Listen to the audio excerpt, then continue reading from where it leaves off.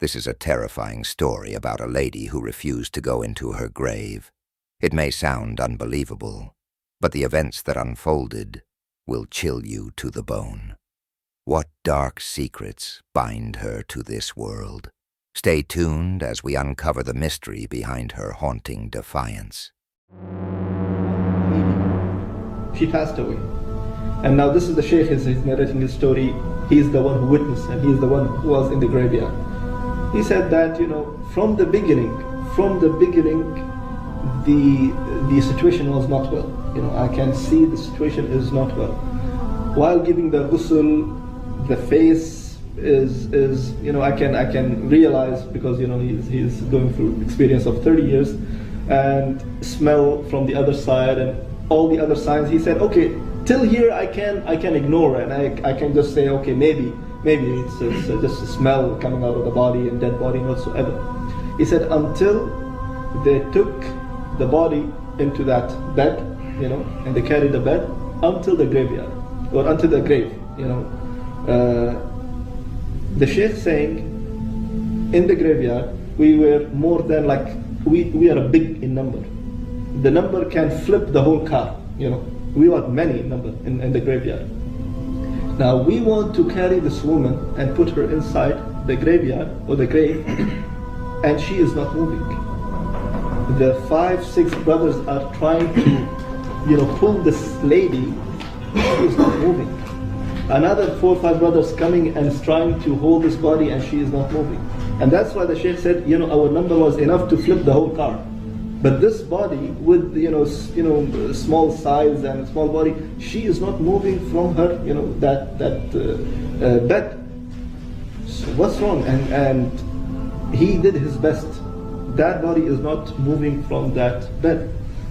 And now he said, I went through all these fiqh issues and all these books.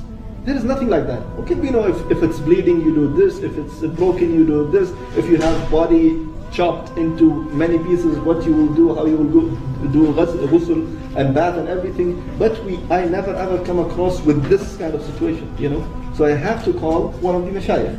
And the situation was really bad. Even though he was saying, before calling the Sheikh, he was standing in between the grave. So one feet is here and the other feet is here. The hole is in between his legs, so he can at least help. But the thing is, the body is not moving. So at the end, when he gave up, he said, let me call one of the mashayikh and ask what to do. So he called one of the mashayikh, and he just in a very fast way, he said, this is the scenario, what should I do? I don't know what to do. So the Sheikh said, well, keep reading, start reading the Quran whatsoever. So he said, well, according to my experience, the dead person will not hear, so why I have to read? He said, just read, I cannot give you any answer, just read that. So he said, okay, I came back to the dead body, and I started reading randomly, some from the Surah Yasin, some from Surah Al-Qaf, some verses from here and some verses from here. And the first thing, of course, you take the person into the grave is the legs. So I saw the people are able to lift one leg only. Imagine, people are lifting one leg. So he said, Alhamdulillah, at least something better than nothing. So he said, keep reading and reading and reading. And 3 of the sons of this lady, they carry the body inside the grave, and he is still reading. He said something happened. Someone called me. Someone, I think, he just dragged me at the back or something like that. I stopped my qira'ah. I stopped my reading. He said, out of sudden, I just saw that 3 sons went inside the grave. They just fell down, because again the body became very heavy. They couldn't handle it, so they fell down. The body fell down, and the body hit the grave, and So he said, what happened? Why are you doing this to your mother? He said, Wallahi, we don't know. She just out of sudden she becomes so heavy. We cannot carry her. So he said, anyways, I went inside the grave, and I started telling them, okay, and I started reading, and I'm just I'm not stopping reading. I'm just pointing, do this, live this, and do this. And he said, as a man, as an ajnabi, as a stranger, I cannot touch her, because there is mahram, there is sons and the relative of this lady, so I cannot touch her unless she is completely alone. So I'm just telling and giving the advices what to do and what not to do. And one of the sons, he's crying, continuously crying.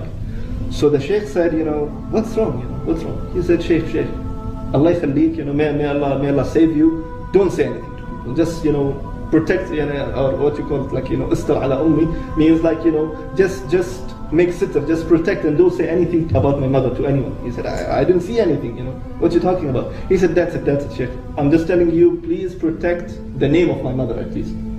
The Sheikh couldn't understand anything. And then the Sheikh wants to come up, and before coming up from the grave, the son said, may I see my mother's face?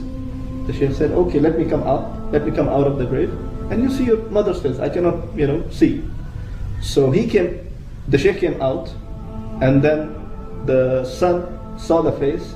He came out as well, crying a lot, and made the dafn and everything. And the son actually, he promised the Sheikh while they were in the grave that I will tell you, but don't say anything to people. I will tell you later on once we are outside the grave. So once it's done and the son is crying, he took him into the side. The Sheikh said, what's wrong? Why are you crying? And he said, no, I will not tell you. He said, you promised me. You promised me you will tell me. He said, no, I cannot tell you, Sheikh. He said, why you promised me and you have to fulfill your promise. He said, I have to just tell you one thing. That the woman that we just buried, she is not my mom. She was not my mom. The Sheikh said, I have the paper. It's your mother and this is her name and this and that. He said, Wallahi Sheikh, I swear by Allah, when you gave her ghusl, I was there. When you gave her the bath, I was there. Her face was white, And Wallahi, what I saw just now, it was a coal, it was a black stone. And she was not my mom. And he's crying, The Sheikh said, okay, tell me, what's wrong? He said, no, I cannot tell you, Sheikh, and he left. End of the story. Now the Sheikh saying after a few months, Qaddar Allah, that it was Allah's will that, I prayed again janazah in my graveyard, and a man came to me with a long beard, wearing latra, and there is a spot of sajda on his forehead, and he said, Sheikh, do you remember me? So he said, no, please remind me, I don't know who you are. He said, do you remember a few months ago, there was a lady refusing going inside the grave, and I'm the son.